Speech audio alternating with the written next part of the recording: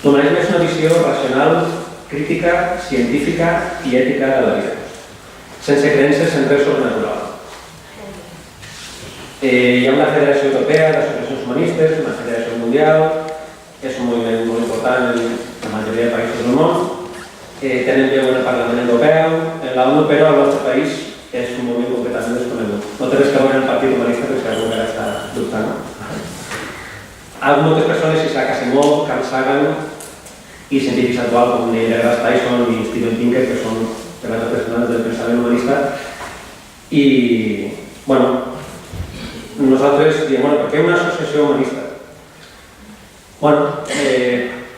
Davant de les grans preguntes de la vida de qui som, d'on venim, on anem, què està bé, què està mal, què hem de fer, sempre tenim una tendència cultural i tradicional a donar respostes sobrenaturals, les creences en un poder sobrenatural, en un Déu que ens ha de dir, ens ha d'orientar. L'humanisme sosté que cada persona té el dret i el deure de donar sentit a la seva vida d'una manera personal, mitjançant el pensament crític, la investigació personal, el coneixement científic, sense que ningú hagi posat des de fora cap visió ja donada.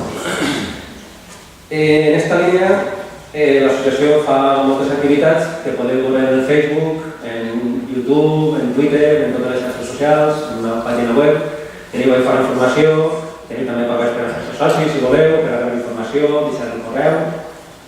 La propera activitat que tenim és un club de lectura del llibre de Yuval Noah Harari, Sapiens, una breu història de la humanitat, que ha sigut un best-seller, és una reflexió molt interessant sobre la humanitat, la història, l'evolució i tot això. Si voleu, més que teniu activitat, podeu veure en el Facebook i en totes les xarxes socials. I, bueno, ja sense res, us deixo en Jesús López, que és un gran col·laborador de l'associació, al qual estem molt agraïts, que us presentarà el ponent d'avui. Moltes gràcies.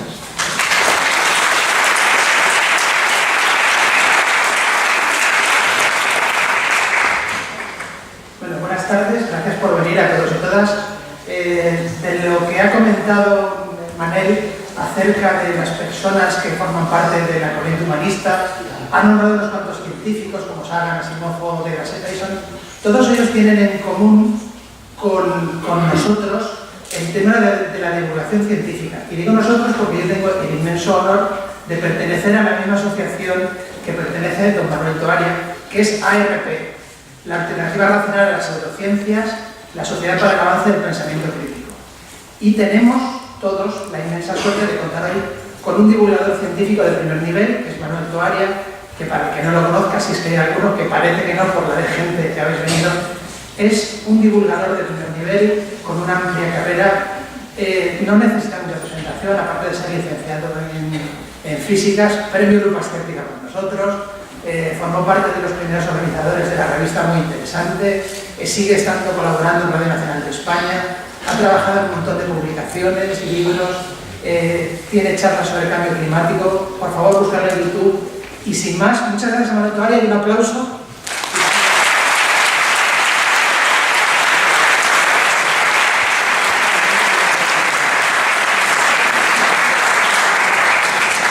Buenas tardes, y todavía no he hecho nada. Ya me aplauden, qué bien. Bueno, ante todo, permitidme, os voy a tutear porque os considero amigos. Hay pocas personas que sean capaces de venirse un viernes a las 7:30 de la tarde a escucharme, y si hay tantas de repente no venían, eso merece agradecimiento. Por tanto, gracias por estar aquí. Gracias también a la Asociación Humanista, que yo creo que estáis haciendo una labor muy interesante en favor de la reflexión, el pensamiento. Darnos cuenta de que no todo es anuncios de la tele o información política o deportes o yo que sé. Nos dicen que tenemos que pensar, que tenemos que hacer, que tenemos que comprar. No, seamos conscientes de que somos libres de nuestro pensamiento, de nuestro conocimiento y de nuestras decisiones. Y para ello tenemos que ser conscientes de que ni nuestro pensamiento ni nuestro conocimiento es total, es muy parcial. En particular en el tema de la ciencia. La ciencia es ni más ni menos que la capacidad del ser humano para preguntarse cosas tan elementales como ¿por qué y cómo son las cosas como son? Así de fácil y así de complicado. ¿Por qué y cómo son las cosas como son? Por ejemplo, la muerte, que es un tema incómodo, ya lo sé, pero yo soy viejo, ya puedo hablar de eso, me toca pronto. La muerte. ¿Por qué tenemos que morirnos? Me niego. Yo no quiero morir. Vamos, si alguien aquí quiere morirse, que lo diga, pero temo que no. Pero sin embargo sabemos que vamos a morir. Por lo cual, ¿qué hacemos? Pues intentamos olvidarnos de eso. Los jóvenes lo tienen fácil, pero me queda mucho. Los viejos lo tenemos peor. Pero, bueno, y usted, yo como paella, y vivo, y trabajo, y hablo, y veo el fútbol en la tele, ¿por qué no? Pero me olvido de ello, aunque está por ahí detrás, a quien me ocupa. Claro, puedes buscar a eso respuestas racionales, en función de tu pensamiento, de tu conocimiento, de lo que ves, de la evidencia, que es la palabra clave. ¿Qué evidencias tenemos respecto a la muerte? Dice que todo el mundo se muere, ya está, no hay más que hablar. Es que no hay otra evidencia. No hay nadie que no se haya muerto nunca, porque entre otras cosas, vamos, sería un momento mundial. Había que llevar miles de años, cientos de años viviendo. No existe. Es más, la evidencia nos dice cosas todavía peores. Es que no hay ningún ser vivo, desde los más pequeñitos y microscópicos hasta los más grandes que podamos imaginar, que no se muera también.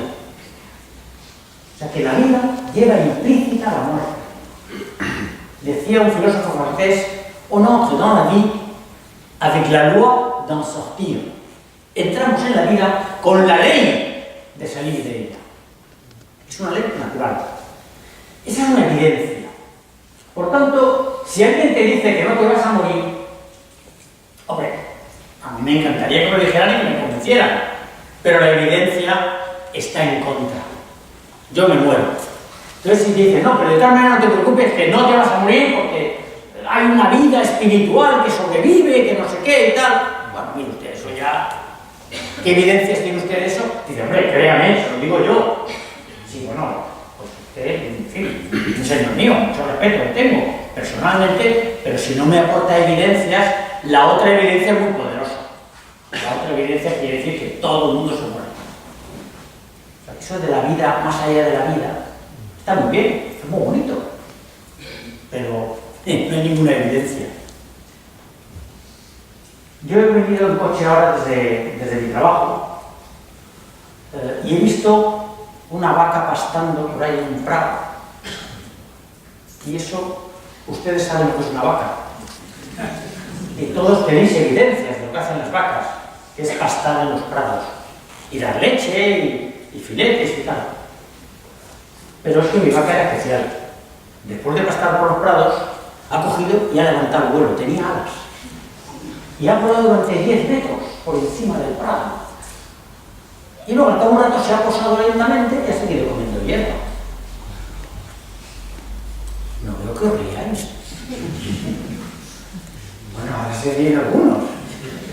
Vamos a ver. Esto que digo es verdad. Si no es verdad, demostradme que es mentira. Venga, a ver si alguien me dice aquí, te voy a demostrar que no es verdad. No podéis, porque no la habéis visto, la vaca voladora, la he visto yo. Y yo os digo que la he visto y me llamo Manuel Tavares, caramba, que habéis venido a escucharme. ¿No vais a creer eso? Ah, que no os lo creéis, porque os reís. ¿Y cuál es la respuesta que merece un imbécil como yo que diga eso? ¿Dónde está la evidencia? Porque lo que tú estás aportando es un testimonio. Pero el testimonio no vale nada. No vale nada si no traes evidencia. Tráeme la vaca con un palo o con un ronzal y tráemela volando. ¡Mira, mira la vaca! ¿La veis? Esta está la evidencia. Aún así yo pensaría que es un globo o que es algo raro y tal. ¿Por qué? Porque nunca habéis visto una vaca voladora. No hay ninguna evidencia de que haya vacas voladoras en el mundo. Hay cosas muy raras, eso es verdad. Incluso hay cosas que no sabemos lo que hay, es verdad. Pero eso no justifica que haya vacas voladoras. Yo no sé de muchas cosas que hay en el mundo que no conozco, que no conocen los científicos. Claro, no lo conocemos todo. Pero eso no justifica que las vacas voladoras existan. Y cuando digo vaca voladora, aplicando a cualquier otra cosa de la que no haya ninguna evidencia. Eso es lo que hace la ciencia, buscar evidencias.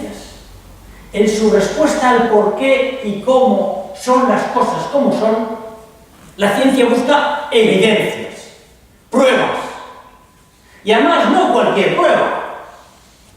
No, una prueba que sea universal, que funcione aquí, en Rusia, en China o en la Luna. Y si algo se prueba de manera universal y puede ser refutado, cosa que no ocurre con mi vaca voladora, porque nadie puede demostrar que es mentira, es imposible refutarlo, porque no aporta ninguna evidencia que pueda decir, no, que es un truco, es que usted ha falsificado la foto, tal. No aporta nada, por tanto no es refutable. Eso se llama el principio de falsabilidad de Popper, que era un filósofo de la ciencia. Bueno, si se puede refutar, si se puede reproducir, si es universalmente reproducible, en fin, hay toda una serie de características que conforman lo que hoy modernamente llamamos el método científico. Y el método científico es la forma racional de ir descubriendo no verdades absolutas, porque la ciencia nunca está segura de tener la verdad absoluta, pero sí verdades que nos permiten funcionar, que nos permiten hacer predicciones que se cumplen. Y de esa manera es como ahora yo sé perfectamente a qué hora sale mañana el sol, no solo en Monteniente o en Valencia, también en Pekín o en California, donde vive mi hija. Lo sé con una seguridad absoluta, con un error de milésimas de segundo. ¿Por qué? Porque la ciencia astronómica ha descubierto las leyes que nos explican cómo se mueve la Tierra, cómo se mueve el Sol, cómo se mueve no sé qué, cómo se mueven los astros, y eso provoca que el juego de sombras y de luces que supone la Tierra dando vueltas con el Sol iluminando una parte, sepamos cómo ocurre eso, a qué velocidad ocurre, cómo va variando con el tiempo. Bueno, ya los caldeos sabían predecir eclipses con anticipación. No todos los caldeos, claro, los caldeos no sabían nada. Pero había unos cuantos sabios que entonces los llamaban magos, porque parecían magos. Los científicos de hoy también parecen magos, ¿verdad? Hacen cosas muy mágicas. Pues eso, entonces los llamaban magos. Los magos, caldeoasirios, predecían eclipses. Como solo sabían ellos, se lo decían al rey en voz bajita, y cuando ocurría lo que ellos decían, el rey decía, uy, qué tíos más mágicos. Y les daba mucho dinero y vivían muy bien. Y lo han visto, entonces los científicos eran los listos, porque vivían bastante mal. Bueno, partiendo de esta base, ya sabemos qué hace la ciencia: buscar evidencias. Una evidencia, es que lo digo un señor importante que sabe mucho, es decir, un premio Nobel Pepito Pérez declara no sé qué. ¿Eso es verdad? Porque lo dice un premio Nobel de ciencia. Pues mira, a priori no. Es verdad que los premios Nobel son idiotas. Vamos, he conocido unos cuantos, palabra de honor, gracias al premio Jaume I aquí en la Comunidad Valenciana, porque yo juraba hasta mucho, y luego tenía yo un comité de expertos en el Museo de las Ciencias que yo dirigía, y este comité de expertos estaba formado por 9 premios Nobel que venían todos los años, estaban conmigo todo un día hablando del museo, de lo que hacíamos, de no sé qué, de lo que podíamos ver. Luego muchos mandaban correos electrónicos, currante, como no podéis imaginar, cobraban, ¿eh? Pero bueno, premios Nobel me parece bien. Vamos, un privilegio tener a 9 premios Nobel para ayudar a la ciencia en el museo. Por cierto, eran tan listos que todos decían, no, mira, nosotros decimos lo que nos parece, pero nosotros del museo no sabemos nada, sabemos de lo nuestro, así que tú verás lo que haces con lo que te decimos. Y yo decía, oh, qué lujazo. Pues no, por muy premios Nobel que sean, lo que ellos dicen por ser premios Nobel no es verdad. Si lo que dicen, lo dicen apoyándose en evidencias que han trabajado durante toda una vida de investigación, con equipos muy grandes, con aparatos, lo que sea. La ciencia trabaja en muchas direcciones, entonces sí, eso está aceptado, hay evidencias suficientes. No es verdad absoluta de estas irrefutables. Todo en ciencia es verdad mientras no se demuestre lo contrario. Pero es que, claro, demostrar lo contrario de la ley de la gravedad es muy complicado. Porque es que la ley de la gravedad siempre en todas partes. Y tenemos evidencias infinitas no, porque nunca tendremos evidencias infinitas de nada. Pero tenemos muchísimas evidencias de que la ley de la gravedad funciona. Y si no, tirarlo del cuarto piso y a ver cómo no veis para arriba. Vais para abajo. Y os partís de aquí, no, o sea que no lo hagáis. Pero sabéis qué os ocurre. La prueba es que nadie se tira por la ventana. O sea, que quiera suicidarse, claro. Pues la autoridad no es un argumento científico. Aportar como dato, esto lo ha dicho tal, por muy importante que sea ese tal, no es un argumento científico. Eso no vale. No es una evidencia. ¿Está claro? Aunque el tal sea lo que queráis. Por supuesto, el presidente Trump obviamente no es. Pero tampoco el Papa. Ni un premio Nobel. Salvo que aporten las evidencias correspondientes al respecto. Por tanto, primera cosa, para distinguir lo que es evidencia de lo que no lo es. La autoridad no es una evidencia. El principio de autoridad no vale. Todo lo que yo os diga aquí, que tengáis alguna duda, no os lo creáis. Si tenéis dudas, investigad. A ver si es verdad lo que yo he dicho, a ver si tiene sentido, a ver si no sé qué y tal, porque por mucho que os agradezca que hayáis venido a escucharme esta tarde, y por mucho interés que yo haya puesto en venir aquí y estar con vosotros un rato y tal, no necesariamente yo tengo absolutamente razón. ¿Entendéis? Esta duda sistemática es propia de la ciencia. En contra de lo que la gente piensa, la ciencia no es orgullosa. La ciencia no es, la ciencia me refiero al mundo de los científicos, no es soberbia, ni por supuesto rica, ni mucho dinero. No, la ciencia es, en el fondo, muy humilde. Porque cuando alguien encuentra algo nuevo y lo somete a juicio de sus colegas, científicos de todo el mundo, cosa que hoy es muy fácil por internet, los colegas, que son unos brincos, lo que hacen no es decir, ¡ah, qué bueno! No, dice, a ver en qué se equivoca este.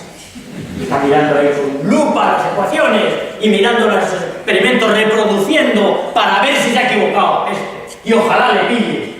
Y entonces con un curso entero corrijo y así el artículo científico lo firmamos los dos en lugar de uno solo. Y si hay un premio Nobel, nos lo dan a los dos. Bueno, eso en el caso extremo. No, es así como funciona. Y está muy bien, no, hago un poco de broma, pero es un sistema muy crítico consigo mismo. Por tanto, no es evidencia el principio de autoridad. ¿Qué no es evidencia también?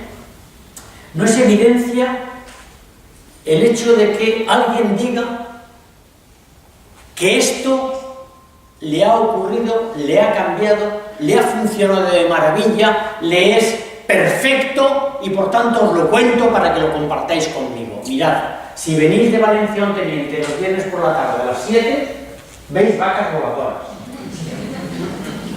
Y es tan extraordinaria la experiencia, por favor, hacedlo. Y de repente se convierte aquí esto en una especie de secta de seguidores de las vacas voladoras del teniente. Y yo soy el que ha tenido esa revelación viniendo hoy aquí. Eso no es evidencia. Parece obvio, ¿no? Parece lógico. Sin embargo, todas las religiones del mundo se basan en revelaciones. En alguien, como nosotros, que de repente ha recibido una revelación. El que quiera creérselo es muy libre, cuidado.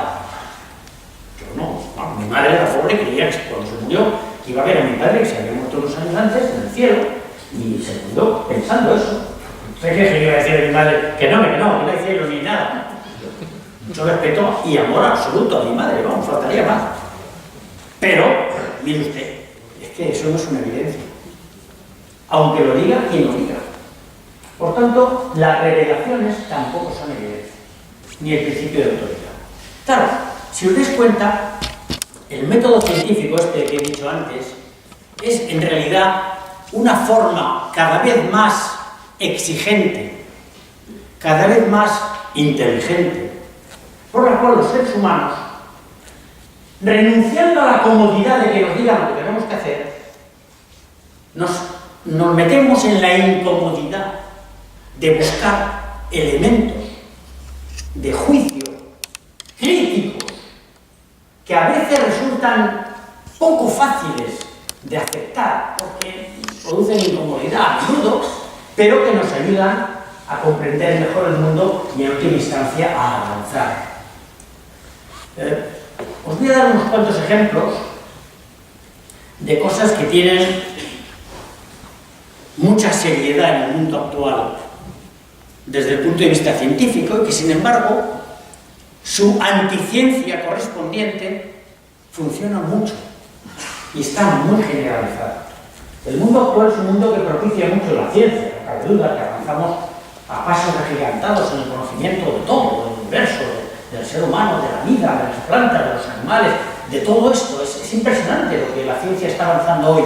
Pero al mismo tiempo y en paralelo, el mundo actual tan lleno de comunicación por todas partes, es un mundo que propicia mucho también las cosas no científicas que se disfrazan de ciencia. A eso lo llamamos pseudociencia. En realidad no merecen un nombre tan rimbombante. Habría que decir cuentos chinos o algo así, con perdón de los chinos. Habría que decir bobadas, o a mí me sale siempre de la bobada, porque es que bobada ni siquiera es un insulto. Un bobo, según la academia, es una persona que es extremadamente crédula. Hay que ser bobo para ser tan crédulo y creerse tonterías de estas. O sea, yo diría bobadas, pero bueno, hemos definido eso como pseudociencias. Incluso yo fui uno de los fundadores de esa asociación que antes ha citado mi compañero, Alternativa Racional a las Pseudociencias. Es decir, ya le dábamos un nombre pomposo a estas churinadas de que si los ovnis y los marcianos, o de que si la homeopatía, o que si la imposición de manos, esta tontería. Pero claro, el mundo de hoy es tan proclive a difundir la ciencia y sus avances, y sobre todo a vendérnosla para que luego compremos el último telefonillo de estos, o la última pantalla de plasma súper maravillosa, bueno, ahora son de LED, ahora de OLED, son orgánicos. Venga, usted gaste dinero, hombre. Que la tele de antes ya no se veía tan bien. Entonces, tú estabas encantado por el tele, la veo estupendamente. No, pero la de OLED tiene un negro que es 500.000 veces más negro que el negro de su pantalla. ¿Qué me importa el negro de la pantalla? Pero no, se refiere al color negro, no a un señor negro. Bueno, claro, viendo a esto, las pseudociencias han crecido mucho. Y quería dar algunos ejemplos de pseudociencias que suenan ridículas, pero que mucha gente se lo cree, ¿no? A mí me cabrea especialmente, y aquí hablo ya en serio, muy en serio, las pseudociencias que tocan al aspecto de la salud. Me cabrea mucho, porque todos vosotros habéis tenido, y yo desde luego también, y a mi edad más, contacto con la enfermedad y con la muerte de seres queridos, seguro. A mí se me murió un nieto con 11 años.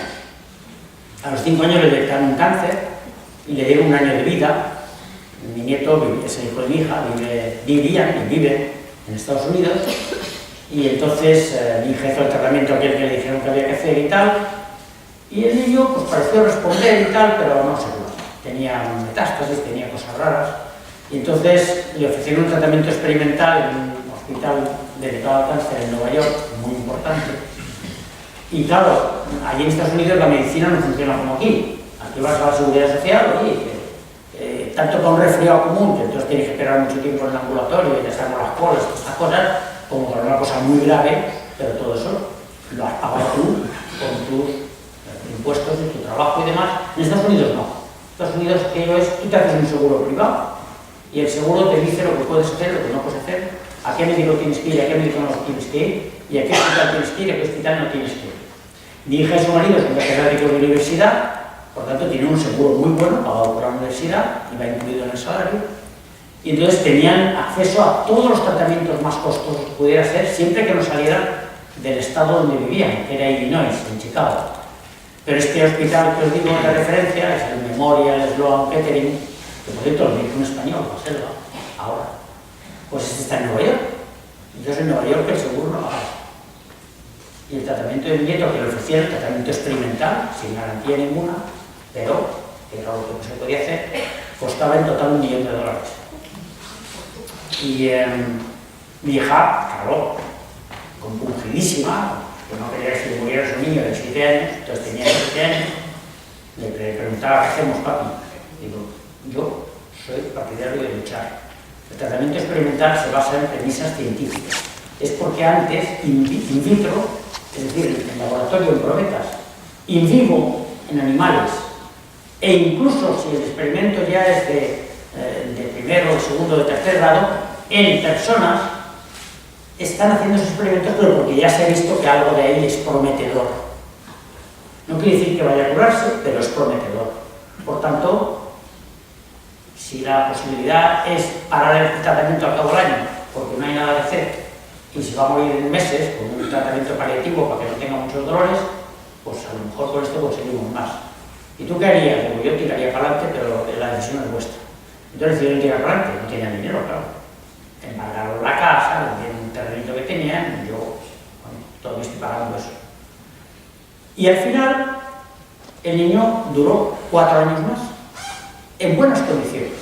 Tenía tratamientos muy duros, pero luego volvía a Chicago y iba al colegio y no perdió curso, ninguno de los 5 años que estuvo enfermo, y al final se murió porque no le tocaba.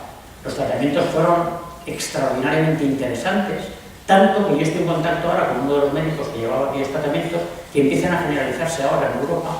Era a base de anticuerpos monoclonales, es muy complicado de explicar lo que es un anticuerpo monoclonal, pero son anticuerpos generados mediante una serie de células vivas que tienen características mixtas entre una célula cancerosa e inmortal, que por tanto produce constantemente la misma proteína siempre y no se muere, que está muy bien, pero como es un hibridoma, tiene también el genoma de las células productoras del anticuerpo correspondiente, una proteína que cura, porque mata a la célula cancerosa correspondiente o tal. Es decir, es una línea de investigación poderosísima actual de la lucha contra el cáncer, muy novedosa y que ahí se aplicaba experimentalmente de forma compasiva, ¿no? Bueno, eso está en marcha ahora, ya empieza a haber mucho en todas partes, en Europa también y aquí en España también. Pero bueno, pues eso es un tratamiento, eso es racional. Lo que nos aconsejaban los médicos en Chicago era, mirad, dejarlo, no vais a conseguir nada, vais a gastaros un dineral y se va a morir igual. Lo vais a empobrecer, hay gente que se ha arruinado en Estados Unidos por estas razones. Dejarlo. Le damos un tratamiento paliativo, el niño se morirá en 6 meses, en 3 meses, dependerá, y ya está. Y está condenado por desgracia, no podemos hacer más. Eso ocurre mucho en el mundo actual. No quisimos aceptarlo, bueno, mi hija no quiso aceptarlo y yo le aconsejé, cuando me dijo, hemos decidido seguir para que tienes todo mi apoyo. Y también fue bien, pero lo otro también hubiera estado bien.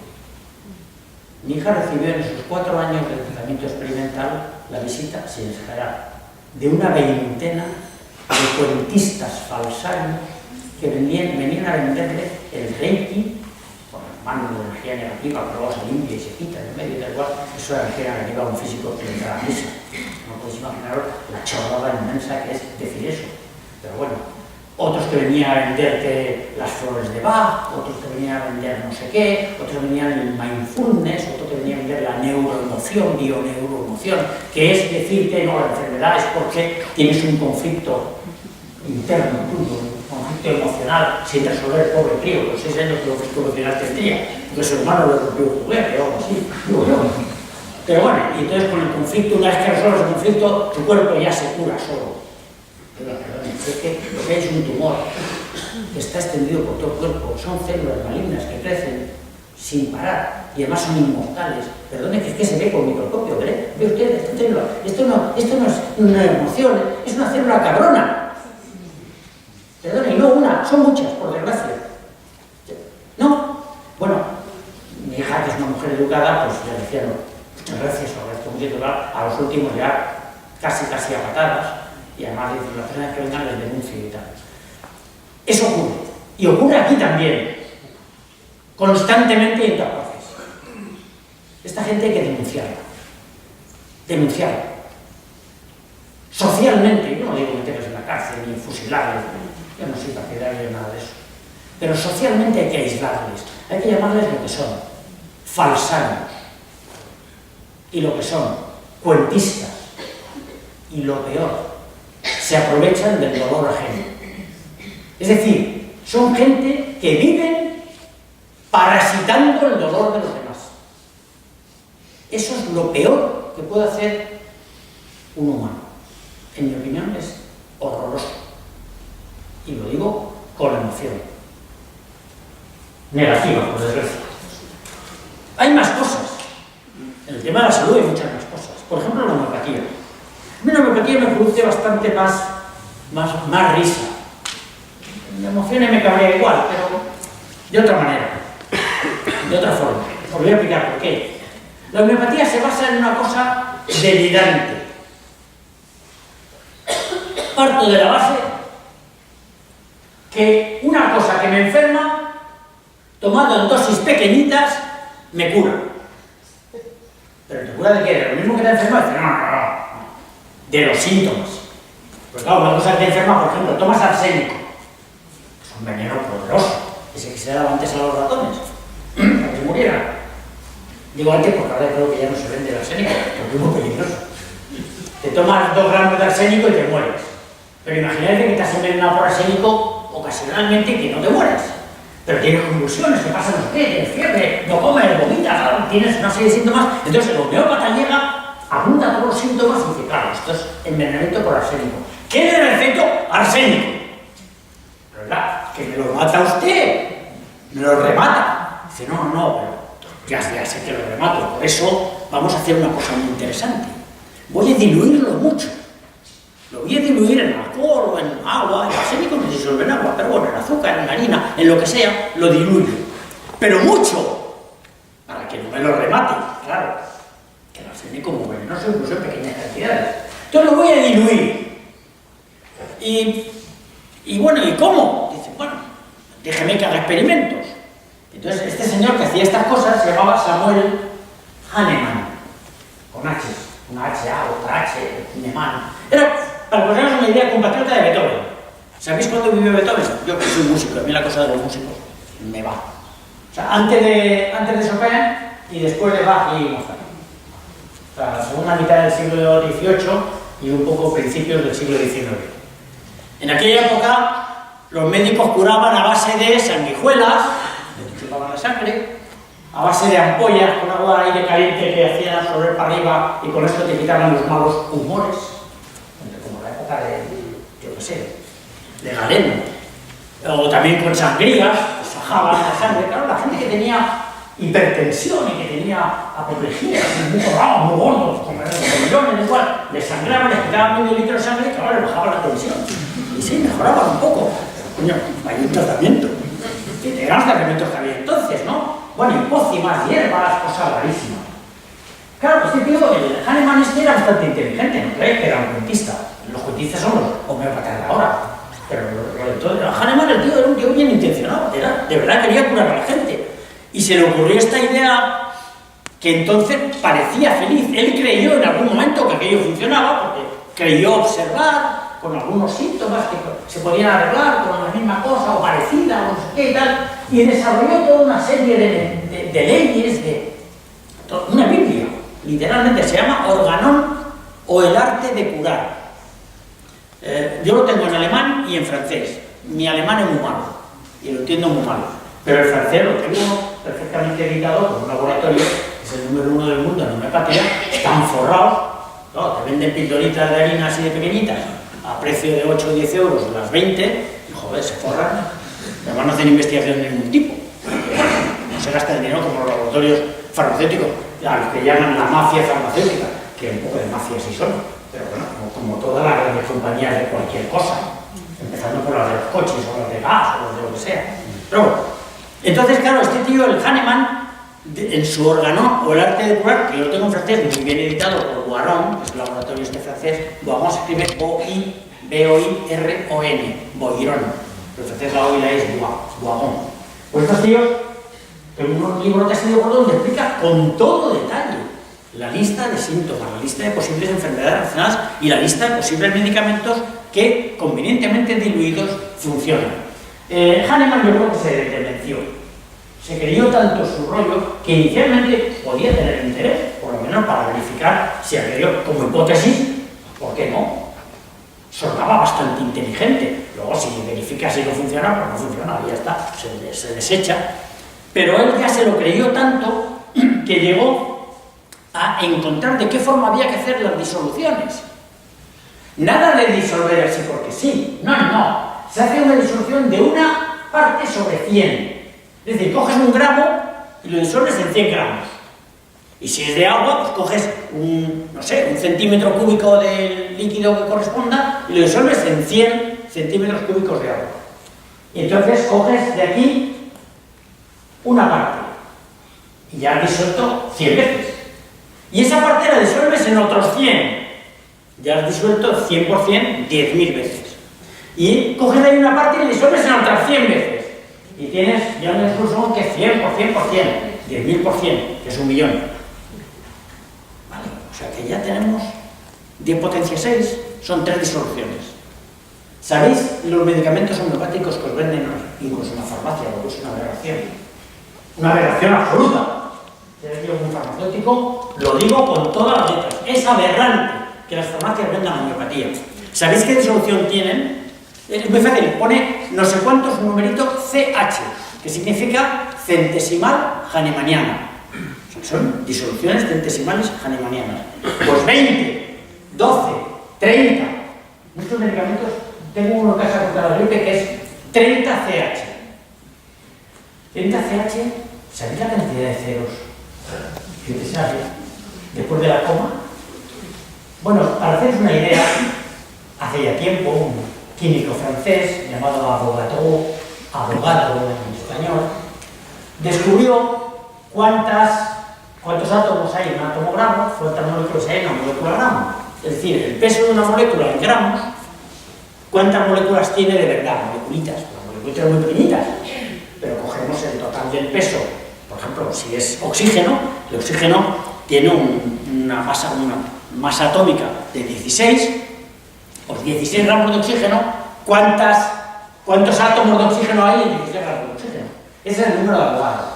Naturalmente es un número elevadísimo, muchísimos millones, 10 potencia 23, poco más, más o menos. Es decir que con una disolución centesimal hahnemanniana de 12, C12, 12 por 2, 24, ya estamos en más que el número de Avogadro. Es decir, que cuando tú diluyes algo más allá de la centesimal hahnemanniana 11, ya tienes la posibilidad cero de que haya un solo átomo de la sustancia disuelta en el conjunto del disolvente. Y si tienes 20, ni os cuento. Y si tienes 30, es que inventa la misma. Una disolución centesimal hahnemanniana equivale a echar una gotita en todos los océanos de la Tierra y luego coger en cualquier sitio del mundo un poco de agua salada del mar y decir, esto te cura de esa gotita que te ha provocado lo que sea. Eso es la homeopatía, hijos míos. Pero esperad, es que no basta con diluir. Hahnemann se dio cuenta de que eso no funcionaba. Hizo muchas pruebas. Pobres enfermos, pero bueno, los enfermos de otra manera, antes que le relajaran, preferían eso. Que por lo menos no te hacía daño, es verdad, no te hacía nada. Y si te curabas, te curabas solo. Pero claro, los Hahnemann, como algunos se le curaban, decían, ¡ah! ¡Qué bueno soy! ¡Los curo! Se curan solos. Por cierto, la mitad de todos nuestros males, pequeños, más que graves, se curan solos. Lo que decía el chiste famoso de la gripe, ¿no? No, tengo una gripe, ya sabéis, con antibióticos, aspirina y tal, o sea, una semana. Y en casa, con un buen ponche, en la camita, y viendo la tele y tal, 7 días. Claro, que la gripe es un virus y no se cura con antibióticos, cosa que supongo que sabéis. Las bacterias son otra cosa, pero... Bueno, total, que Hahnemann dijo, bueno, en los casos que no funciona es que debo hacer algo mal. A lo mejor no basta con lo de la dilución, a lo mejor hay que hacer otra cosa. ¿Cómo hago yo las diluciones? Pues cojo una probeta, echo un liquidito, otro liquidito... No, voy a hacerlo de otra manera. Vamos a hacerlo de tal manera que para que la disolución pase el principio vital, que es como lo llama él en su libro, el principio vital del soluto pasa al disolvente a base de agitar. Cosa que hacemos todos los físicos y todos los químicos cuando hacemos una mezcla, hay que agitar para que se mezcle bien. Pero el tío no lo agitaba de cualquier manera, no. esas agitaciones que se llaman sucusiones, de sacudir, es una palabra propia de la homeopatía, esas sucusiones tienen que ser de una determinada forma hacia el norte, hacia el oeste, hacia el sur y hacia el este. Y además 10 veces en cada dirección. Los laboratorios Guamón ponen en sus papelitos, en sus prospectos, este medicamento ha sido obtenido según las normas de procedimentales de Samuel Hahnemann. Lo pone, y lo compra en la farmacia. Me gasta el dinero en salsa rara, pero todos sean bien de la ciencia. 8 euros, pues también duele. Total, con esto de las sucusiones, las diluciones y tal, pues el tío montó ahí un pollo y la verdad es que en su tiempo no hacía mucho caso. Pero claro, en la época en que vivió Hahnemann, al principio era esto de las sangrías de alcohol, pero al final, ya en el siglo XIX, ya la química había pegado saltos bastante interesantes. Ya, por ejemplo, Pasteur había descubierto el tema de la higiene, la importancia de los vectores que transmitían enfermedades. Aún todavía no teníamos el conocimiento de virología y de bacteriología que tenemos hoy, pero ya empezaban a conocerse algunas cosas. En fin, al final de la vida de Hahnemann, la medicina había avanzado tanto, basándose en los avances de la química, de la física y de otras ciencias, que a lo de Hahnemann se quedó como una cosa exótica. Y la verdad es que malvivió, sobrevivió en Alemania y en algún otro sitio, en algún sitio de Francia, por ahí, pero más bien oscuramente.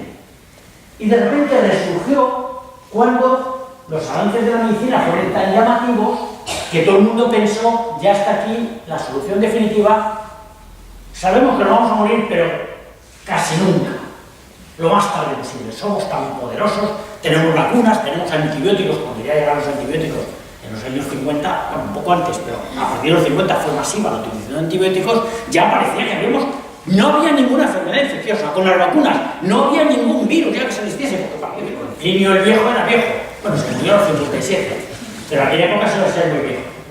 En los indios, estos apaches y tal, los viejos de la tribu, ¿os acordáis que había un consejo de ancianos? Que eran los que mandaban en la tribu y el jefe obedecía al consejo de ancianos. Se entraba en el consejo de ancianos a los 40 años.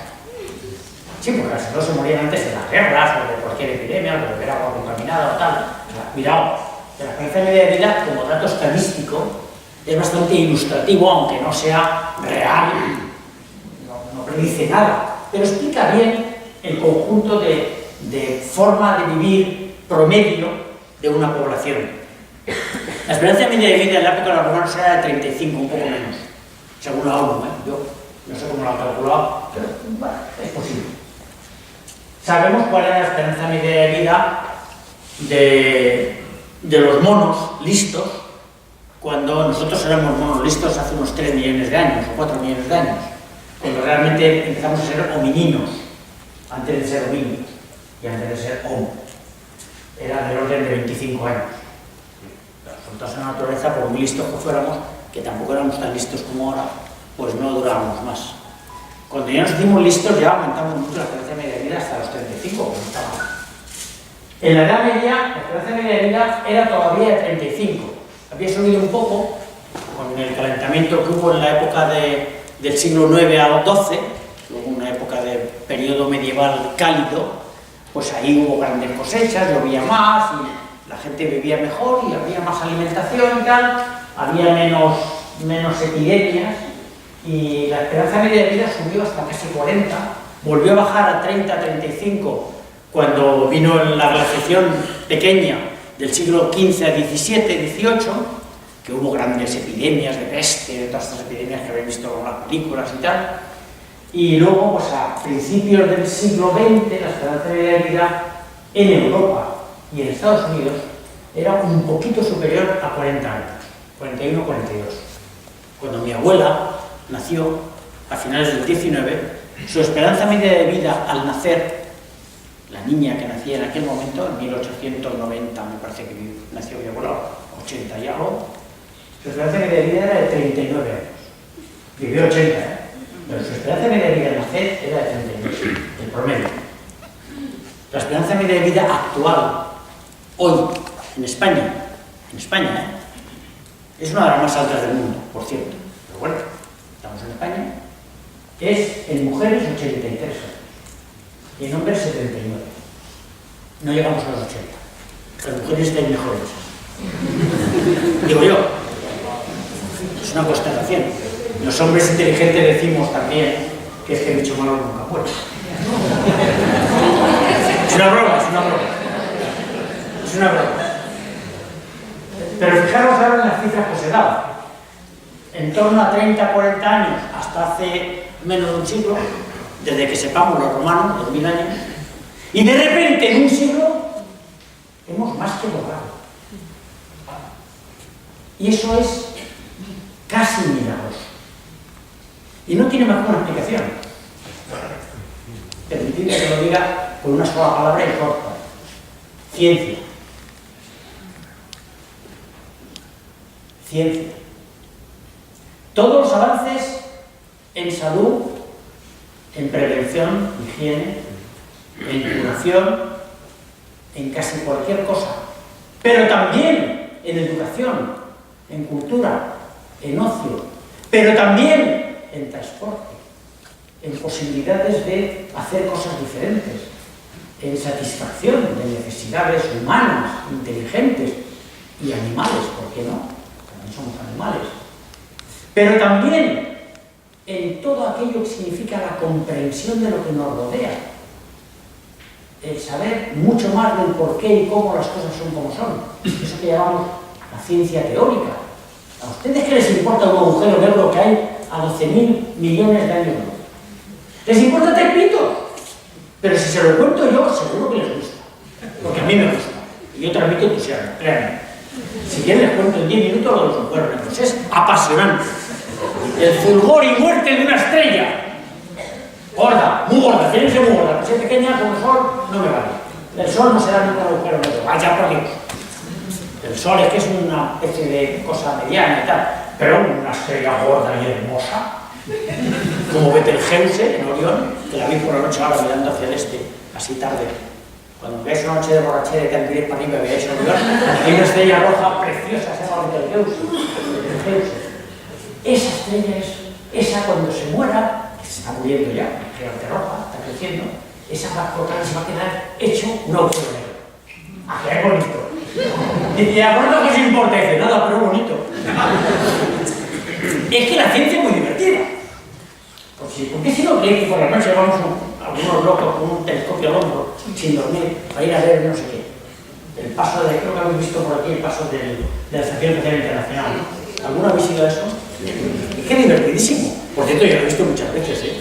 Porque no es más que mirar en internet cuando pasa por cerca de donde tú estás y la ves a simple vista y dices, mira, vaya, además como en línea recta, parece una estrella muy brillante, pero se mueve en línea recta y dice, eso no es un avión, pues ya está, es la Estación Espacial.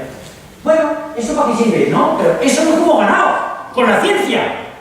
No solo años de vida, calidad de vida. No os engañéis. Cuando alguien me dice, no, pero mis abuelos vivían mucho mejor que yo en el campo, comían gallinas de verdad, nuestros pollos de granja ahora cultivados, no sé qué, y comían vegetales de verdad y tomates que sabían a tomate. ¡Mentira! ¿Qué van a tomarse un tomate que sabían? Pero un tomate es asqueroso, me acuerdo en el huerto de mi abuela, no iba yo a caer. Tomates ahí llenos de gusanos. Y ahora me como yo unos tomates RAF de Almería que no están por dos duros, los comando por internet, estos RAF. Están dulces y están, vamos, yo no quiero tener las tienes en el huerto de mi abuela.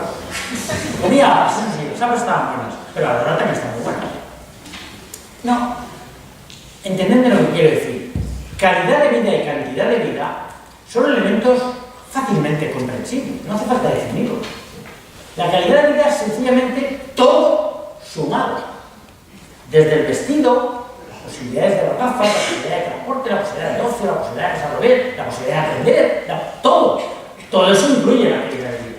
También los inconvenientes derivados del mundo en el que vivimos, que es un mundo pues, poderoso, donde hay ahora pues, cosas que antes no había y demás, ¿vale? Hacemos un salto.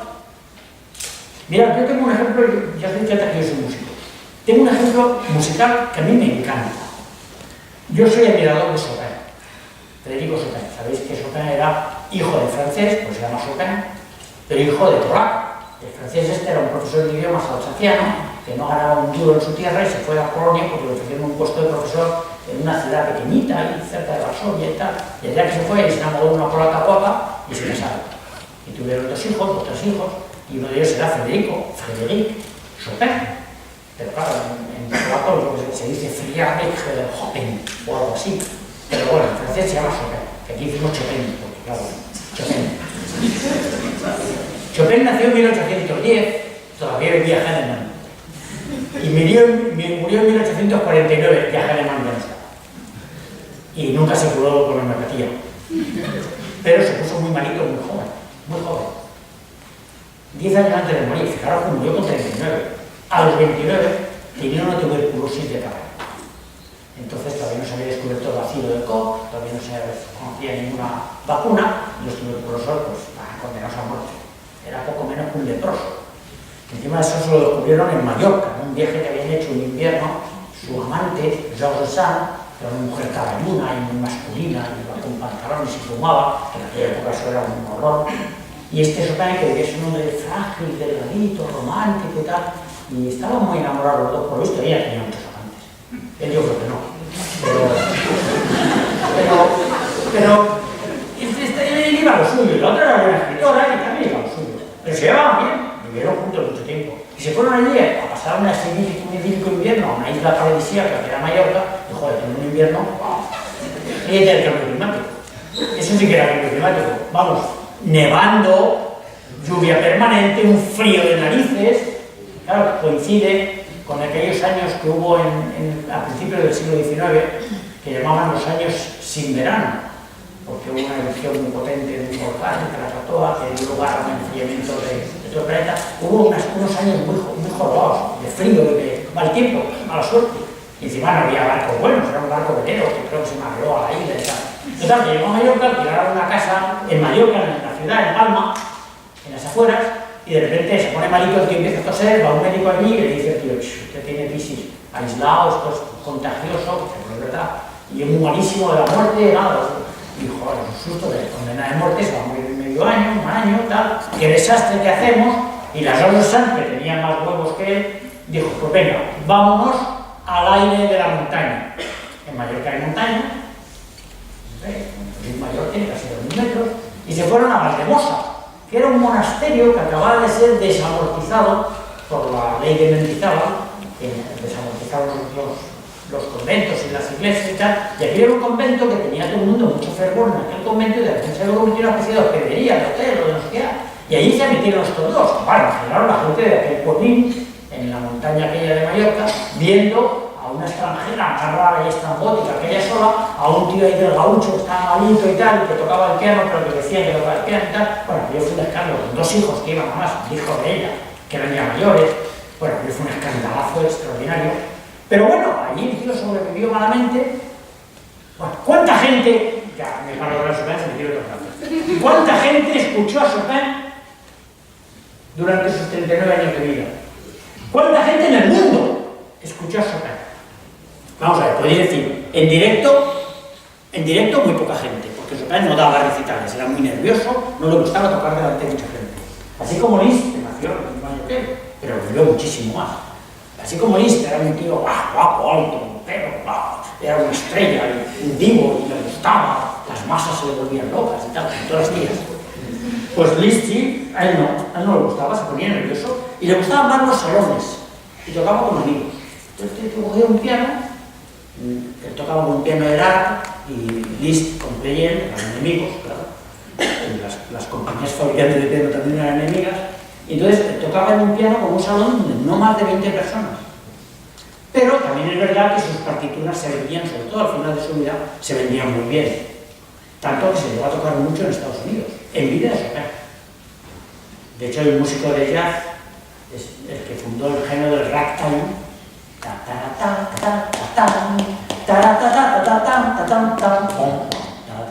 Ese se llama Scott Joplin. Es un músico negro del Cotton Club, de finales del siglo XIX y del siglo XX.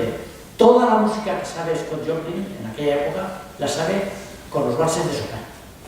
Los tocaba de memoria los 14, uno detrás del otro. Los 14 valses. De hecho, tiene un vals Scott Joplin que se llama Bethena Waltz, que es un vals al estilo Chopin, pero de jazz.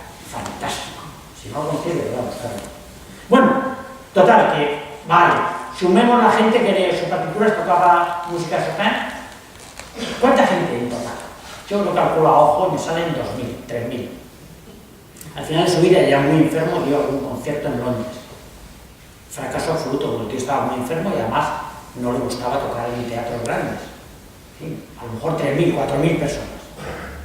Hoy, en media hora, en todo el mundo, están escuchando simultáneamente música de Chopin, no música clásica, música de Chopin, un total de 10 millones de personas. En media hora. No en 39 años. ¿Qué significa eso? Que nuestro acceso a los bienes de la cultura es infinito. Infinito. Nuestro me refiero al de la humanidad en pleno, no el de cada uno de nosotros, que también. ¿Habéis mirado en YouTube cosas raras? ¿Habéis buscado cosas raras? Meteros en YouTube y buscar una película antigua. Yo busqué el otro día una película que yo vi de pequeño que se llamaba El hombre que viajaba despacito. Una película de gira. ¿Quién ha oído hablar de esa película? Algún viejo como yo, venga. ¿Nadie ha oído hablar de esa película? El hombre que viajaba despacito de gira. Bueno, pues la busqué, está en YouTube. Puede ser. Está todo. Bueno, es un ejemplo que doy un poco gracioso, pero casi cualquier cosa está a nuestra disposición hoy. Demasiado, diréis. Sí, porque hace falta, de alguna manera, discriminar. ¿De acuerdo? Hay que aprender a aprender. Eso es lo que tenían que enseñarnos en el colegio. Aprender a aprender. No aprender de memoria cosas. Y aprender a aprender significa desarrollar el espíritu crítico. Eso que llaman aquí el espíritu humanista, con el que yo estoy totalmente de acuerdo. El espíritu crítico es el que nos lleva a pensar, somos humanos, tenemos que desarrollarnos como humanos en lo máximo que podamos, en nuestras potencialidades físicas e intelectuales. Físicas, el que pueda. Yo ya no puedo, soy viejo. Y tampoco he podido mucho con el joven, pero bueno, algo así. Intelectuales, las que puedas. Ya sé que hay gente que no tiene la posibilidad, por las razones que sean, vale, pero eso, no abdiques nunca de tu intelecto, no abdiques nunca de tu racionalidad, no te creas nunca nada de lo que te digan si no aportan evidencias contundentes, sólidas, y aún así, si funcionan. Decirte que un cacharro de 300 toneladas vuela a 1000 kilómetros por hora y recorre 10.000 kilómetros, a priori, no te lo creas. ¿Cómo es posible? Ni, vamos, mentira. Dice, oiga, perdón, se llama avión. Y yo vuelo en él. Y he ido a California 3 veces por año. Y sigo yendo. Y le aseguro usted que va a 1000 por hora, que pesa 300 toneladas, más 200 de combustible, y que además recorre 8.500 kilómetros en 10 horas. Lo he hecho muchas veces. Y no solamente yo. Ahora mismo voy volando simultáneamente más de 10.000 aviones en el mundo. Simultáneamente. No en total, ¿eh? En este momento volando en el aire. 10.000 aviones. Cada segundo. Por tanto, esta cosa que parece increíble, hay evidencias que prueban que funciona. ¿Por qué? Porque conocemos las leyes de la aerodinámica que, aplicadas a la forma del ala y con la velocidad suficiente que impulsan los motores, permiten que un cacharro así pueda volar. Y además cómodo. Te dan de comer y todo dentro. Y con el excedente, que es el polvo. Y uno iría así agarrado diciendo, y esto se va a caer y tal. Bueno, hay quien pase. Pobre, lo pasa fatal. Ahora, que dicen que ha visto una vaca volando, y lo primero que haces es sonreír. Y luego, si te lo dicen en serio, te dicen, vamos a ver. ¿Cuánto has bebido antes de salir? O una pregunta pertinente de este tipo. Lo que no haces es creértelo. ¿Y por qué entonces la gente se cree lo de la dilución esta de millonésimas de no sé qué? ¿O se cree lo de las manos mágicas? Las manos mágicas que te las chupo encima y te quito la energía negativa. Por eso te he dicho antes que la energía negativa da mucha risa. Matemáticamente hablando, pero las energías negativas. Si tú levantas agua, estás acumulando una energía potencial negativa que se convierte en positiva al caer el agua de nuevo. Vale, sí. Pero la energía como tal no puede ser negativa. Las energías siempre son la capacidad de efectuar un trabajo.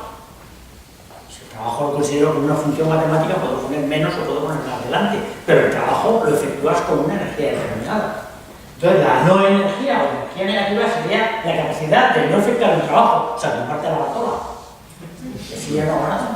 Aún así mi corazón está trabajando, se mueve, por tanto está gastando energía biológica que obtiene de mi metabolismo. Por tanto, aunque esté tumbado al laboratorio, tendré que comer menos, pero tendré que comer y beber, porque mi cuerpo no se para. Cuando esa energía ya no es necesaria, el cuerpo se para y te mueres. Entonces, claro, al final, este tipo de lenguaje en el que se apoderan de términos científicos de manera ridícula porque están totalmente fuera de contexto. Hay palabras extraordinarias, ¿no? Holístico, es una cosa, estocástico. ¿A qué suena bonito estocástico? No, ¿por qué dices usted al azar? ¿Qué es lo mismo? No tienes que andar con tonterías. O cuántico. No, es que hay unos fenómenos cuánticos desconocidos. Cuántico, pero de lo de Planck. ¿Usted sabe lo que es la HU? No, a mí no me lo sé. La cuántica es la cosa que no se explica, donde todo puede estar al mismo tiempo en un sitio y no está. Eso no es la cuántica, perdón. No me digan tonterías. Sí, porque el gato de Schrödinger, joder, cuando traigan el gato de Schrödinger ya te entra la mesa. No, me estoy metiendo en Honduras. ¿Quién oye hablar del gato de Schrödinger? Schrödinger es un físico muy famoso. Tiene dos ahí. Bueno, por ahí hay una persona, pero aquí también, claro, sí. Habrá alguien que sepa física.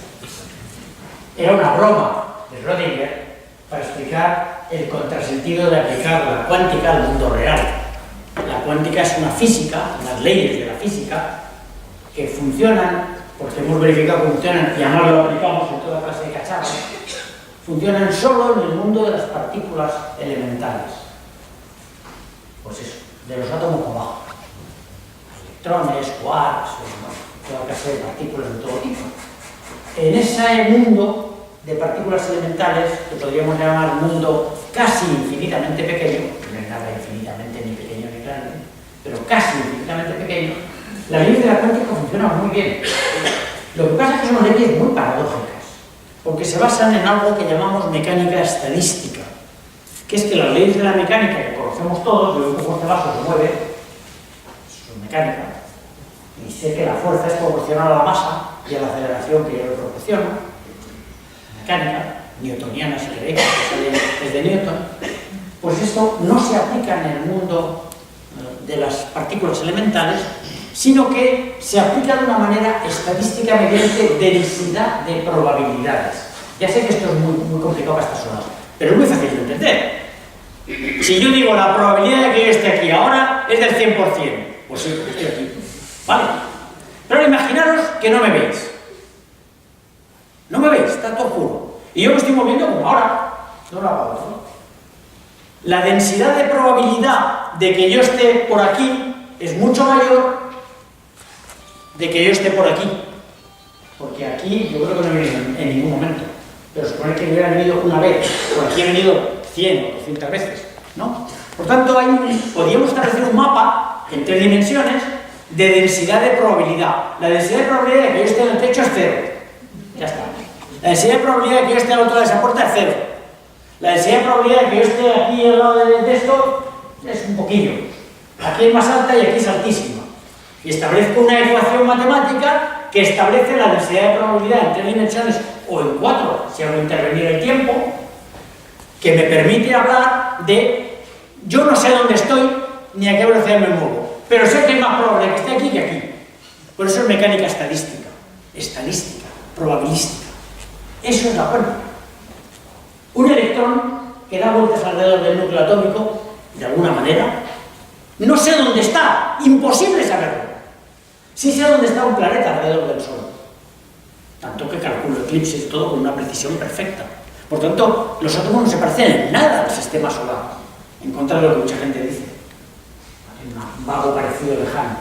En cambio, sí puedo decir que el átomo está formado por un núcleo y electrones que están alrededor del núcleo, que no sé dónde están exactamente en cada momento, es imposible saberlo. Pero sé dónde es más probable que estén. Es más probable que estén por aquí que por aquí, este electrón en particular. Y defino unos niveles de energía, por tanto, densidad de probabilidad energética, la energía depende de la distancia al núcleo, para cada uno de los electrones de ese átomo. Eso es la cuántica.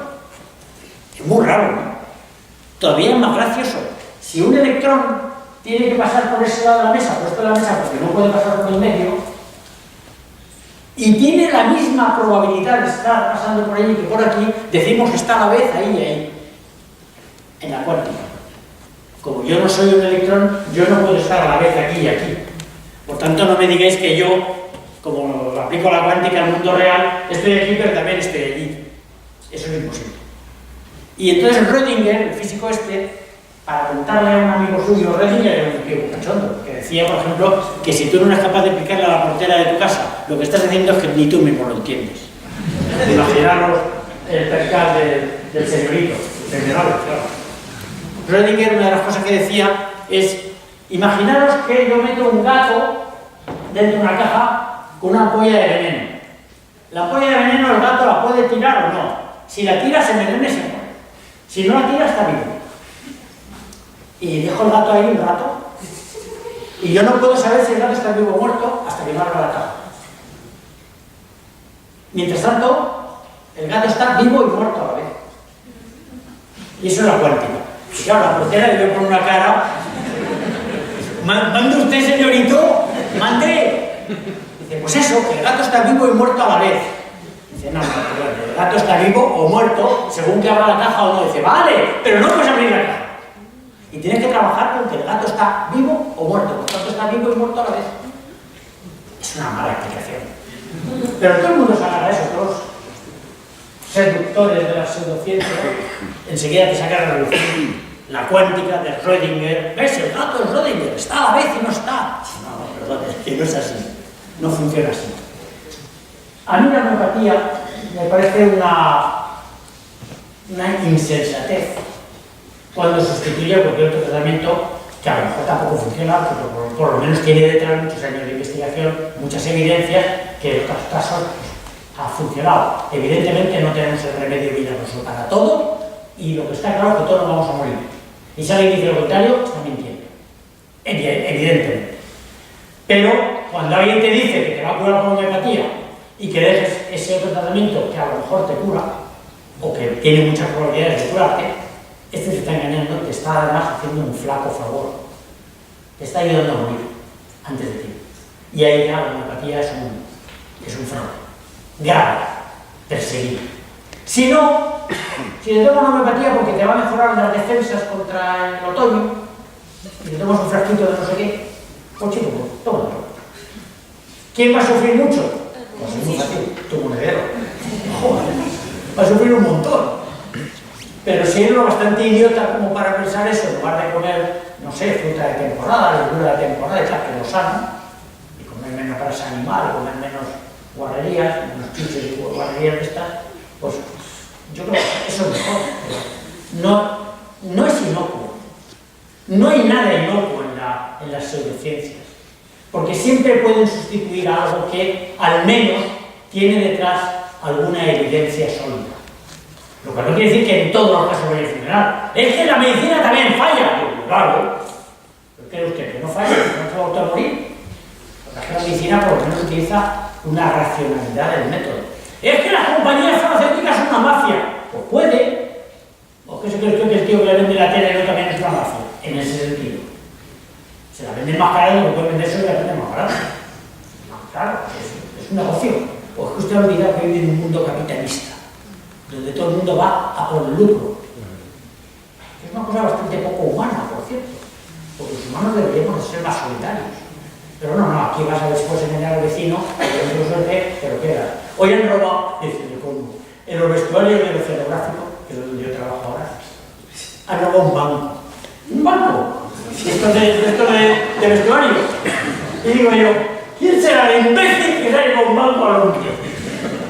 Y había una especie de, teníamos un correo electrónico y tal, y mira, la guasa del correo electrónico, todos los empleados hablando del banco volador. El banco volado, ¿no?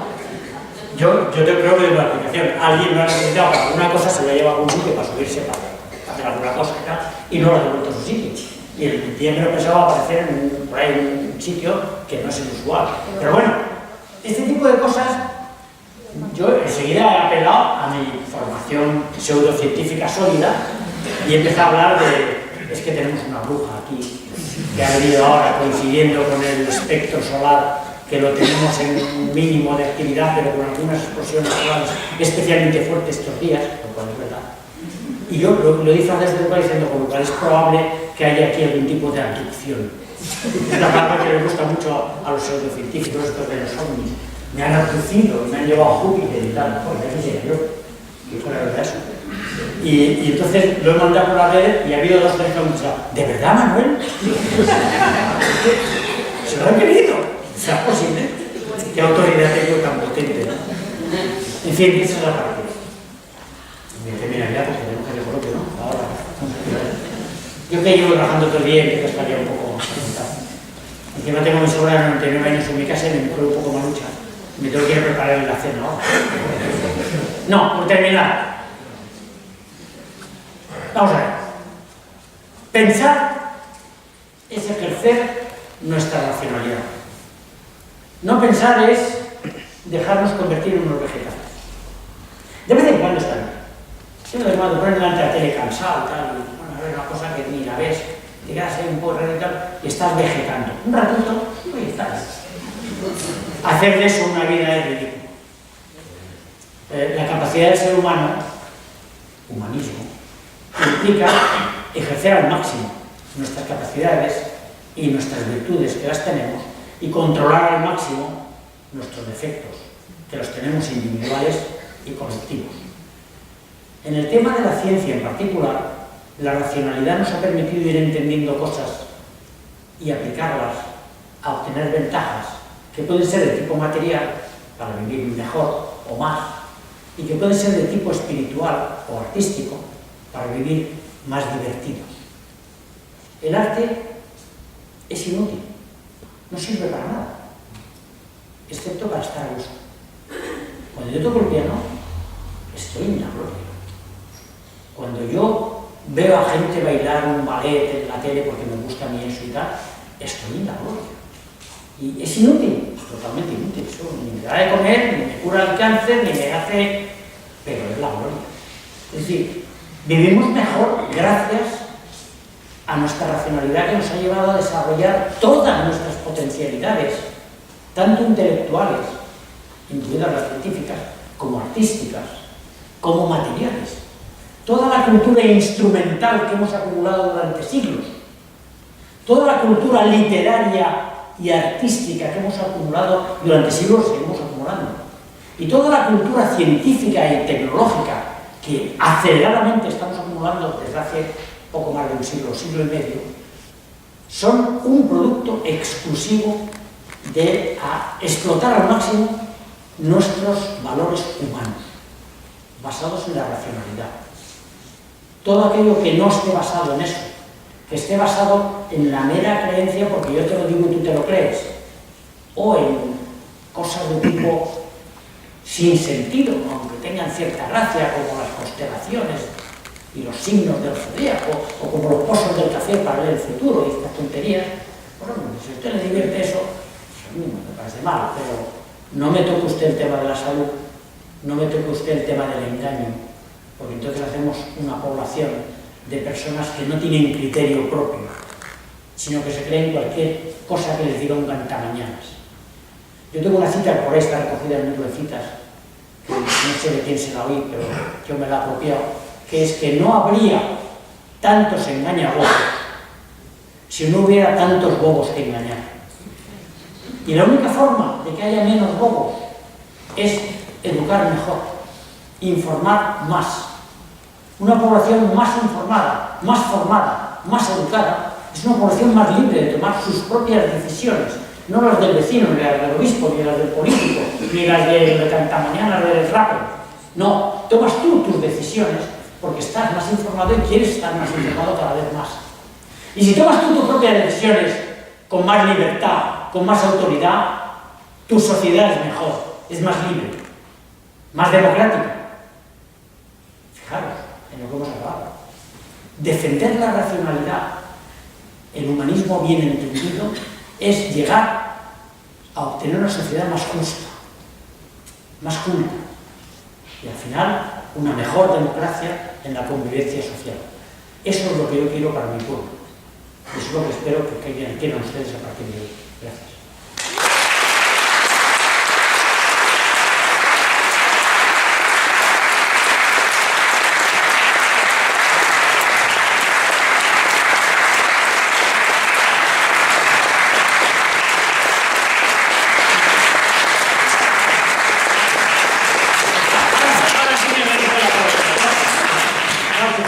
Vamos a ver, te hacemos un turno de coloquio, un cuartito de hora, por favor, que tengo que ir luego y llegar a Valencia y tal. Pero bueno, tenemos tiempo para hacer preguntas. Si las hacen muy breves y yo contesto breve, pues dará tiempo a hacer más. Había por ahí un micrófono, por favor levanten la mano y mi compañero se lo va a pasar. Buenas noches, por favor. ¿Podría dar alguna explicación que creo que usted sí que le sobrarán méritos para decirnos por qué el verano es más largo, el invierno es más corto, llueve menos, así a grosso modo? Claro. Si podría... Aquí en Ontenente, en España, en el mundo... Todo. En el mundo suele pasar muy bien. Eso es difícil de contestar, ¿no? Claro. Vamos a ver. En el mundo, por hablar de lo del cambio global y tal, es un promedio estadístico, por tanto eso no quiere decir que ocurra en todas partes.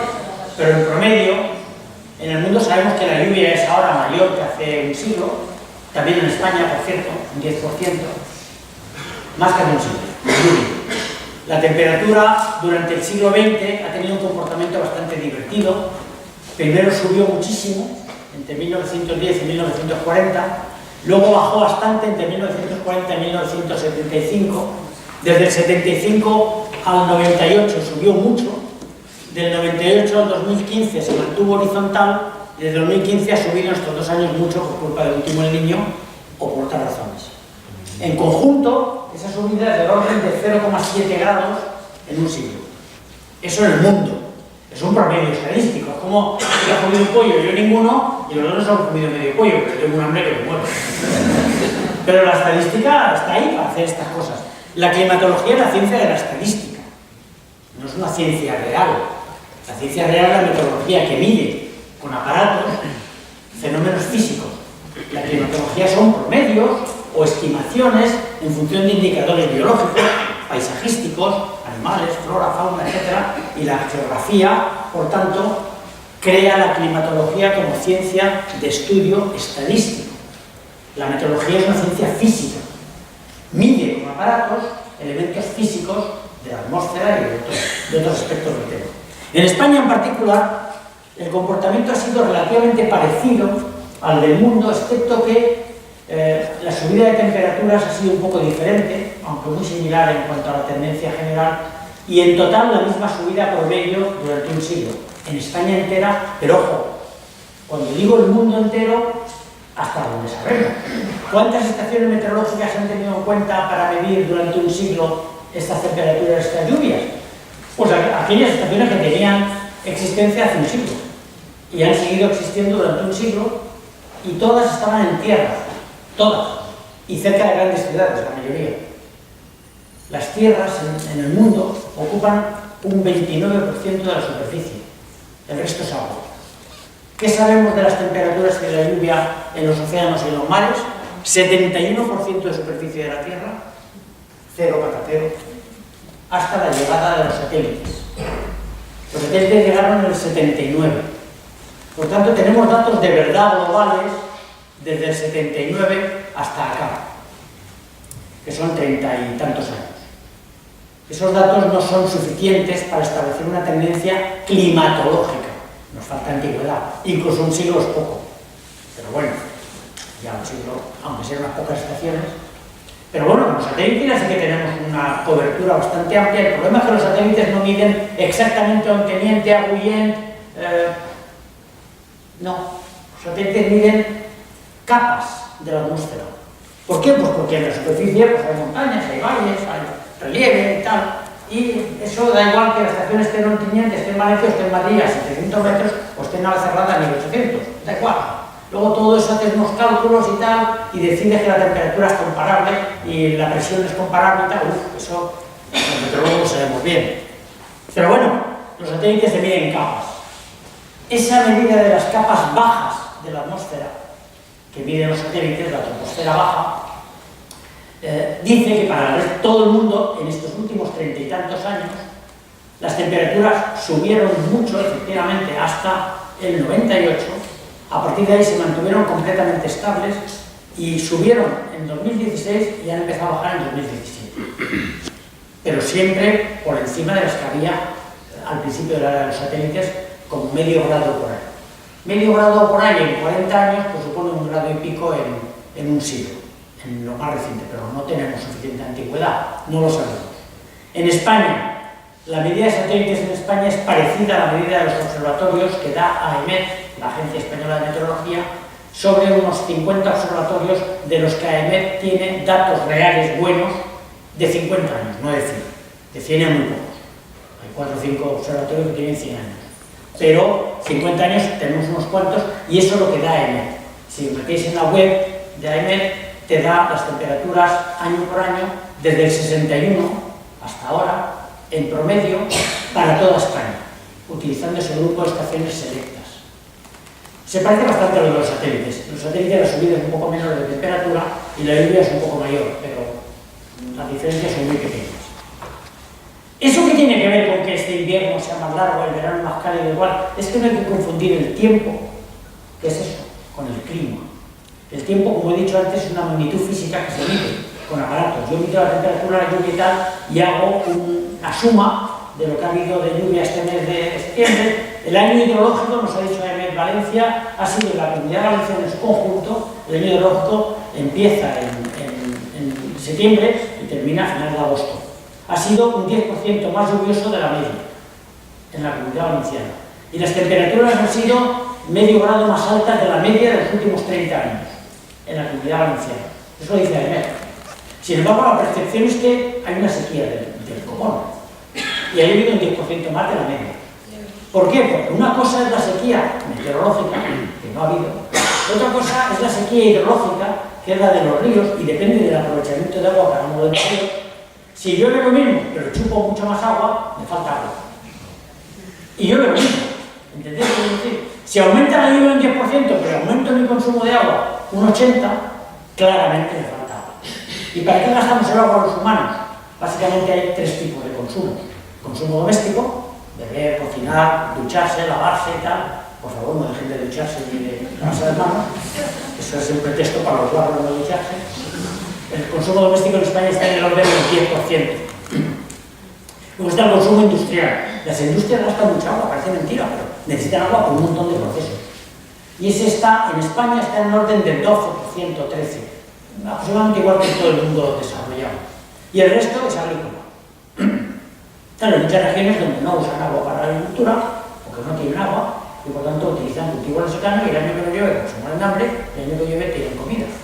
Aquí en la Comunidad Valenciana consumimos mucha más agua de la que tenemos, gracias a esta frase de Tajo Segura. Los 4 hectómetros cúbicos que necesita para comprar el cero para regar el arrozado vienen todos de Tajo Segura, donde se quejan de que no tienen agua.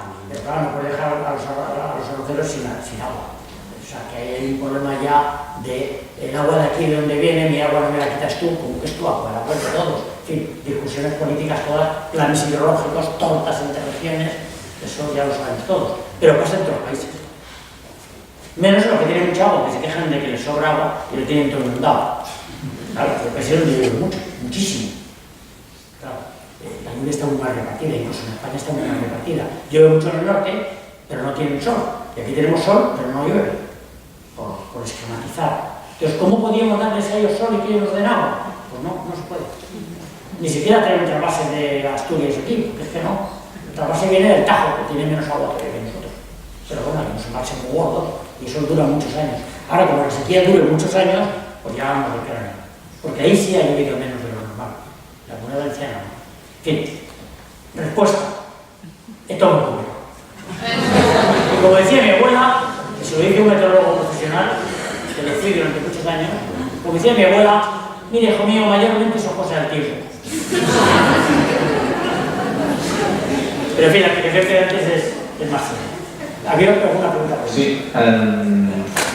Dani Carmón de Teneza, ¿qué piensa de las religiones en general? Las religiones son creencias. No se basan en evidencias, sino en revelaciones y en unas doctrinas transmitidas oralmente, tradiciones. La tradición, la revelación, el principio de autoridad no son evidencias. Son cosas que ocurren, están ahí y que quien quiere las coge y quien quiere no. Yo no las cojo. Ahora mi madre las cogía y le aseguro que no he querido nunca a nadie más que a mi madre. Bueno, pues a mis hijos y a mi mujer. Bueno, en fin, entiéndame. No tengo nada más que opinar. Yo jamás metería a ninguna religión en la cárcel por creer en algo que yo no creo. Pero espero que ellos tampoco me crucifiquen a mí o me quemen en la hoguera, cosa que sí hacían en el pasado. O sea que, ojo, pido reciprocidad. Si es un delito blasfemar porque hiera la sensibilidad de los creyentes, a lo mejor es igual de delito decir una sin sustancia porque hiera la sensibilidad de los no creyentes que somos racionales. Y yo ahí ya sería muy beligerante. Yo ahí ya plantearía un dilema jurídico, pero España es un Estado aconfesional, en teoría, con un concordato que es vergonzoso con la Santa Sede, vergonzoso porque no tiene ningún país, ni siquiera el más católico del mundo, y con una serie de prebendas para el mundo religioso católico, que no para otros mundos religiosos, que me parecen injustas, en el sentido de que no es igualitario respecto al resto de la gente, tanto los que no creemos en nada como los que creen en otras cosas, que no son la Iglesia Católica. Pero si es un tema político, y yo desde luego nunca votaría a un partido que defienda el concordato ni defienda ese tipo de leyes. Pero eso es mi conducta individual, por si le interesa a usted. Es una opinión personal. De ninguna manera quiero hacer proselitismo con nadie, que cada cual piense lo que quiera. ¿Alguna pregunta más? Sí, yo quería preguntarle el tema de los transgénicos. ¿Qué opinión tiene sobre ellos? Y luego, ¿qué peligro podrían representar para eliminar la diversidad? Entiendo que se refiere usted a los alimentos transgénicos. Claro, yo soy transgénico, por tanto, quiero mucho a los transgénicos. Soy un mono transgénico. Por cierto, ustedes también. Lo que pasa es que la transgenie, es decir, la transformación de una especie en otra, de cuando éramos monolistos ahora, se ha hecho lentamente y totalmente al azar. Y en muchos casos no ha funcionado. Ha fallado estrepitosamente, tanto que no han quedado pruebas. Solamente estamos nosotros aquí porque nuestra evolución sucesiva ha tenido éxito por casualidad. Y por eso somos inteligentes. A lo mejor podíamos no haberlo sido.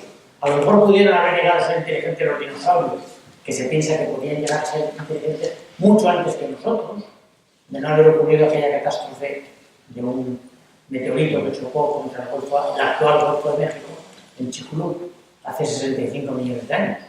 Pero en fin, los alimentos transgénicos son algo parecido, pero realizado con plantas que comemos para darles algún tipo de ventaja, obteniendo un cambio en los genes de esa planta. Bueno, si la ventaja es buena y el asunto sale económico, ¿por qué no? ¿Qué inconvenientes tiene? Pues que estamos comiendo una planta diferente de la anterior. Una lechuga transgénica puede ser diferente de una lechuga no transgénica, pero es que la lechuga misma, la supuestamente natural, ya es transgénica.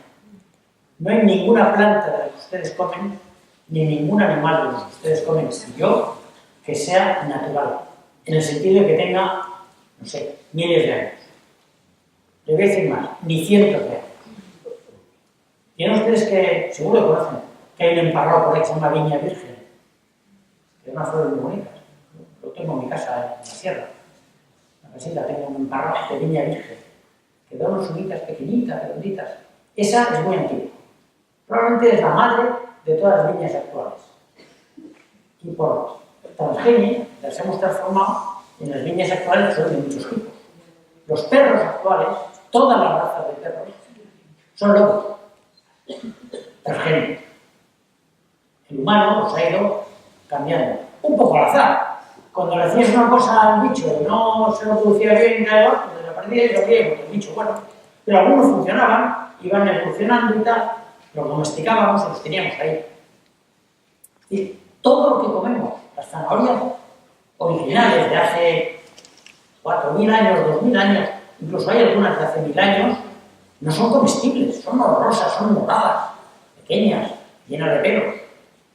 El maíz original era una guarrería pequeñaja, que no tenía ni siquiera comida en el fruto. Luego se ha ido cambiando por injertos, por cruces, por selección de semillas, de cual se ha ido poco a poco haciendo esa transgenia.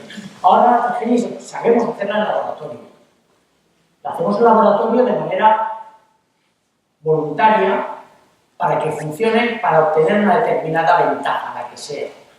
Si ese laboratorio pertenece a una compañía privada, lo hace para ganar dinero, claro, como toda la compañía privada, ni que fuera tonto. Pero si lo hace un laboratorio universitario, lo hace para aprender, para saber. Y si lo hace un laboratorio pagado por una organización no gubernamental que pretende luchar contra el hambre, como ocurrió con el arroz dorado, que tenía betacaroteno y permitía compensar en parte la vitaminosis A que se producía en los niños alimentados solo con arroz normal, pues la causa era buena, aunque parece que no suponía demasiada ventaja. En fin, vale, yo eso no tengo opinión ni en contra ni a favor. A mí me parece que eso forma parte de la ciencia. Eso con otros elementos. Lo que mucha gente que está en contra supuestamente de los transgénicos, porque son no sé si venenosos o qué, cosa que desde luego no ocurre, la soja transgénica es idéntica a la soja normal, idéntica. Y si alguien se ha referido a la soja, lo es a la soja transgénica y a la soja normal, claro. Pero bueno, la inmensa mayoría de los buenos medicamentos actuales se obtienen por ingeniería genética. Y para los medicamentos no hay problema. Digo, perdone, no, para los medicamentos es más problema todavía, eso sí que es serio. Si fuera malo hacer cosas transgénicas, los medicamentos transgénicos son poco menos que el demonio, que me van a matar. ¿Qué va? Toda la insulina que le da hoy a los enfermos de diabetes es transgénica. Mucho más barato de producir que la anterior. Y la glándula hipofisaria de los cadáveres, de donde se podía sacar la hormona del crecimiento para tratar el enanismo hipofisario y otros enanismos, se obtenía de cadáveres y costaba cada gramo millones. Y ahora por ingeniería transgénica se obtiene a un precio razonablemente bajo. Y tenemos hormona de crecimiento incluso para hacer crecer a niveles bajitos, que podían haber crecido y no crecen suficientemente. No sé, hay miles de medicamentos, pero hay unas buenas docenas de medicamentos hoy obtenidos por ingeniería genética que me parecen una especie de gran hito de la bioquímica moderna. Tengo un compañero, que es un amigo, mucho más joven que yo, se llama José Miguel Mulet, que quizás ustedes conozcan, es popular, y escribe libros interesantes y tal, muy divertidos de leer y muy bien documentados, que dirige un laboratorio en la Universidad de Valencia de primer nivel mundial y que además es un bioquímico muy reconocido mundialmente, trabaja como un negro en su laboratorio y encima tiene tiempo para dar charlas y escribir libros y tal. Y Mulet es un hombre que lo explica con una claridad meridiana que da gusto. Yo lo he escuchado muchas veces y siempre aprendo algo. Y les aseguro que sé bastantes cosas. Pero es un... O sea, que yo en este sentido creo que a la ciencia no hay que ponerle más fuerzas que la del control democrático de las sociedades respecto al uso eventualmente pernicioso que se pudiera hacer de ella. Pero parar la ciencia es imposible. Yo, a los que están en contra de los elementos transgénicos, les puedo decir algo claramente cierto, y es que nadie va nunca a evitar que eso ocurra. Como nadie ha podido evitar nunca que del átomo roto, fisionado, se obtuviera una energía poderosa utilizada para el bien de la humanidad, en hospitales, o en obtener energía o lo que sea, o también para hacer bombas y matar a gente. El primer cuchillo que el hombre utilizó para cortar carne, lo utilizó para matar al vecino. La primera herramienta que inventó el ser humano fue también la primera arma. Por tanto, lo que yo exijo de mi sociedad democrática es un control del mal uso de los resultados de la ciencia, no un control de la ciencia. Y eso sí que es algo que debemos exigir todos. Por lo tanto, nuestros gobernantes no saben nada de ciencia, y es una pena.